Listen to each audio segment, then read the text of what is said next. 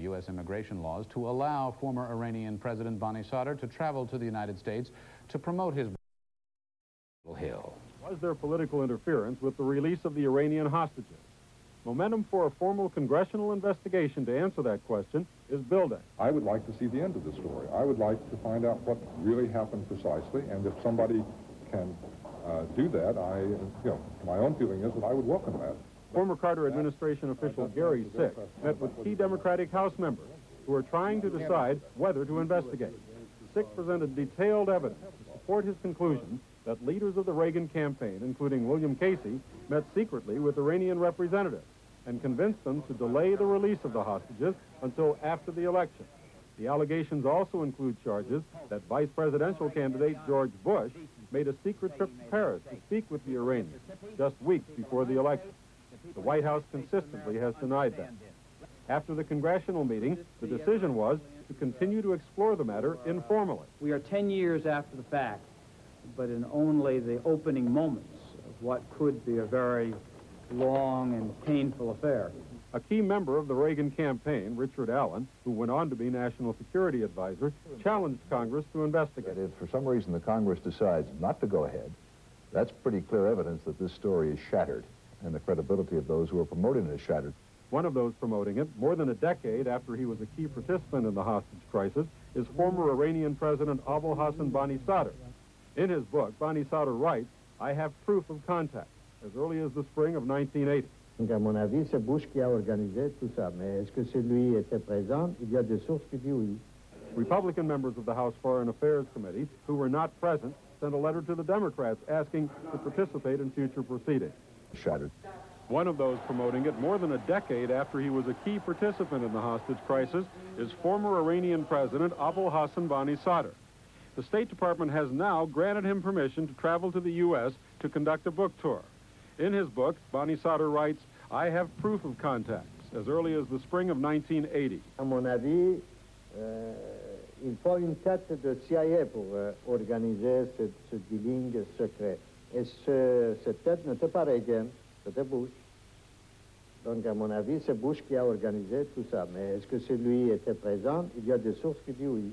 Republican members of the House sent a letter to the Democrats asking to participate in future proceedings.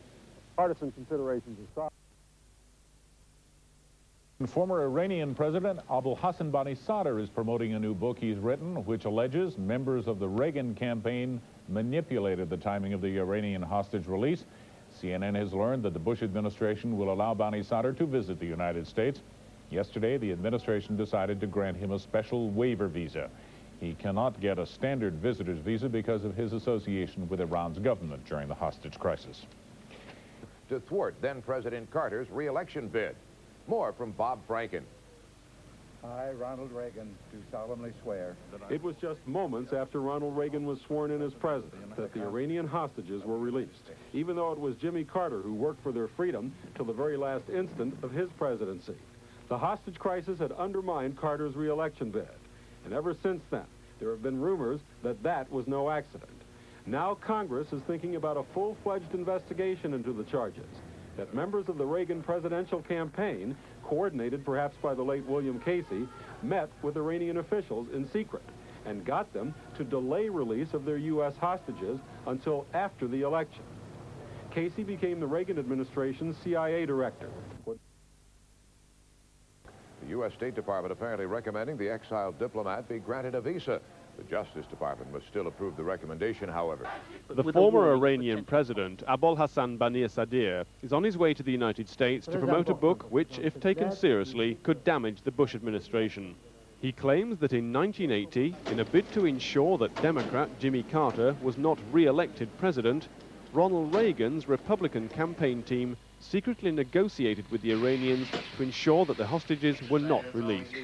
The alleged payoff for the Iranians was that they would receive arms shipments after the Republicans took power. There are even claims that the then vice presidential candidate, George Bush, was part of secret negotiations in Paris.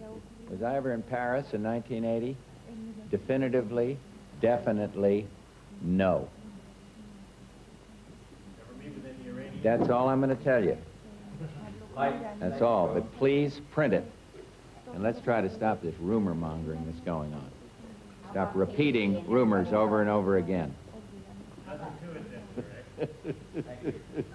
The president's advisers are now challenging his accusers to name the date he was supposed to be in Paris.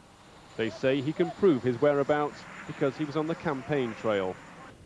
Jimmy Carter is said to want an inquiry into the allegations, and one of his former advisers, who himself has repeated BaniSadr's claims, agrees. A man who confirmed it was a former Israeli intelligence officer, also named and on the record.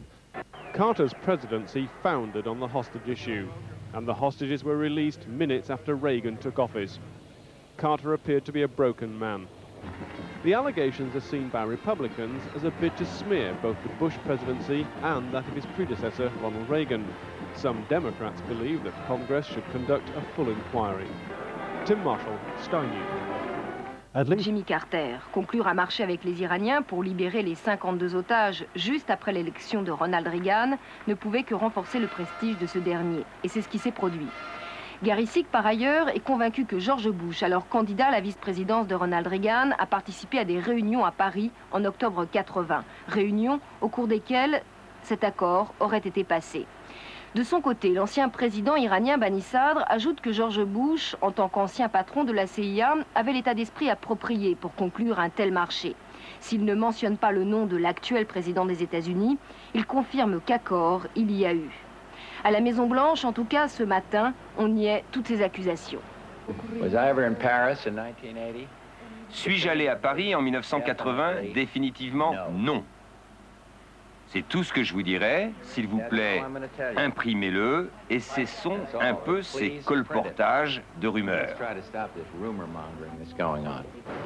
Si un accord avait été passé au cours de la campagne présidentielle de Ronald Reagan, il paraît peu probable que George Bush, alors candidat à la vice-présidence, ait pu s'absenter pour se rendre à Paris sans que personne ne le remarque. Gary Sick a néanmoins demandé l'ouverture d'une commission d'enquête officielle. Il a été entendu hier à huis clos par une dizaine de députés démocrates. Rumors have long circulated that Republicans tried to delay their release until it could no longer help President Jimmy Carter's attempt to win re-election. Carter now wants a full investigation. Former Carter aide Gary Sick told congressional investigators yesterday some witnesses claimed to have seen Bush with Iranians in Paris. Today, White House spokesman Marlin Fitzwater called Sick the Kitty Kelly of foreign policy. Writing a book offered no apologies. I did have to say what my sources told me, and that is that several of them insist that, in fact, George Bush was in Paris.